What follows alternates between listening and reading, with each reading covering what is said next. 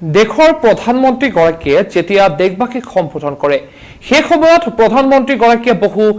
ন কথা দেশবাসীৰ সন্মুখত দাঙি ধৰে আৰু এবাৰ তেখেতে দাঙি ধৰিছিলে যে আত্মনিৰ্ভৰশীল ভাৰত আৰু সেই আত্মনিৰ্ভৰশীল ভাৰতক শব্দটিকে সৰুগত কৰি ৰাজ্যৰ ভিন্ন প্ৰান্তত বহু যুৱকে দেখুৱাইছে আত্মনিৰ্ভৰশীলতাৰ এক সুন্দৰ নিদৰ্শন আৰু আমি জনাইছো যে সেই আত্মনিৰ্ভৰশীল ভাৰত ঘোষণাৰ কাৰ্যকৰী কৰিলে লখিমপুৰৰ সুমনে যি সময়ত অসমৰ নিবনুৱা যুৱক যুৱতীসকলে কৰ্মসংস্থাপন বিচাৰি বহিৰাজ্যতকৈ কোভিড-19ত আক্ৰান্ত হ'বলগীয়া হৈছে সেই সময়তে লখিমপুৰ জিলাৰ ৰংপুৰীয়া গাঁৱৰ এগৰাকী শিক্ষিত যুৱক সুমন সিদ্দিকে ঘৰতে থলুৱা আৰু কয়লাৰ কুকুৰাৰ ফাৰ্ম খুলি স্বাৱলম্বিতাৰ নিদৰ্শন দেখুৱাইছে সুমন সিদ্দিক আজি বহু নিবনুৱা হৈ পৰিছে অনুপ্ৰেৰণাৰ উৎস আৰু সুমন সিদ্দিকৰ মত প্ৰকাশ কৰে যে অসমীয়া যুৱক যুৱতীসকলে কৰ্মসংস্থাপনৰ বাবে বহিৰাজ্যলৈ নগৈ নিজ গৃহত থাকি বিভিন্ন ফাৰ্মৰ লগতে অন্য কৃষি কৰ্মৰ লগত জড়িত হৈ নিজকে স্বাৱলম্বী হোৱাৰ লগতে নিবনুৱা সমস্যাৰ পৰিত্ৰাণ পাব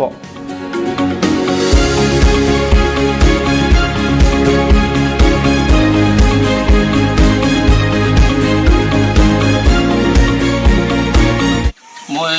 ফাৰ্মখন আজি প্ৰায় 9 মাহে হ'বলৈ হ'ল আৰু প্ৰথম লাহে ধীৰে আৰম্ভ কৰিছিলোঁ যেতিয়াৰ পৰা লকডাউন হ'ল আৰু লকডাউনত আমাৰ নিবনুৱা দিনক দিনে যিদৰে বৃদ্ধি পাইছে তাৰ ওপৰত চকু ৰাখি মই নিজৰ কামটো লাহে লাহে আৰু ডাঙৰ কৰিবলৈ চেষ্টা কৰিলোঁ আৰু সেইমতে লাহে লাহে কৰি আছোঁ নিজৰ যিটো সমৰ্থক আছে বা হৈছে তাক লৈ এতিয়া লকডাউনত মোৰ নিজৰ যিটো মই প্ৰাইভেট কোম্পানী এটা জব কৰি আছিলোঁ লকডাউনৰ হেতুত এতিয়া তালৈ যাব নোৱাৰা হ'লোঁ গতিকে এইখিনি ফাৰ্মটোৰ ওপৰতে এতিয়া নিজে চলি থাকিবলগীয়া হৈছে বা ঘৰখনো চলাবলগীয়া হৈছে গতিকে আগলৈও যেন আৰু ইয়াতকৈ ডাঙৰ কৰিব পাৰোঁ তাৰ কাৰণে চৰকাৰৰ ফালৰ পৰা আৰু কিবা এটা সুবিধা পালে হয়তো ইয়াতকৈ আৰু এবাৰে হোজাই ডবকাত